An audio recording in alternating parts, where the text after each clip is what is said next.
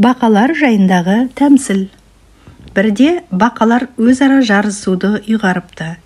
Биік мұнараның басына қайсысы алғаш болып өрмелеп шығатынын білмек болыпты. Жан-жақтан бақалардың сайысын тамашалауға аң-құстар да жануарлар да жиналыпты. Мұнараның басына бақалардың шығамын деп тарбаңдап құлағандарын көріп, қызыққа бір кенелмек ой болыпты. Арасында да күлкілі емес пе? Қайдан шығалсын бақалар мұнараның басына? Бәрі оларды келе-келеп, күлкіге айналдырып, айқайлап, мазаққа айналдыра бастайды. Қазір құлайды, әні құлады, міні құлады. Көрдіңдер ме? Мен айттым ғой.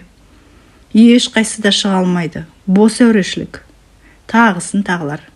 Бақалар бұны естіп, бірінен соң бірі томпылдап жерге құлай бастайды.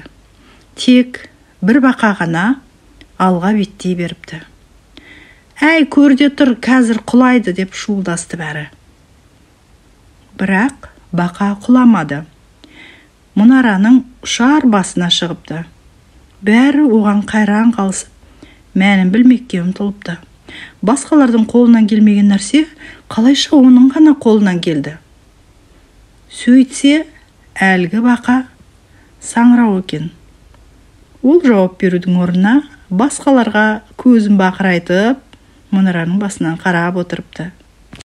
Бұдан шығатын түйін, кей кездері адамдардың арасында да, әсіресе жақын жуықтарымыздан, босқа әуре болма, сенің қолынан келмейді деген сияқты, өзіңе күмән келтіртетін, сеніміңе селкеу түсіретін сөздерді естімей, сол саңырау бақаның кейпіне еніп кетуде дұрыс сияқты ма? Осы ретте халықтың даналығы да бар. Болам деген баланың бетін қақпа, белін бу деген. Ал, құрметті көрерменім, сіздерге қалай, тәмсіл ұнады ма? Өз ойларыңызбен бөлісе кетіңіздер. Егер де бізге тіркелмеген болсаңыздар, тіркеліп қоңыраушаны баса кетіңіздер. Көріскенше күн жақсы болсын.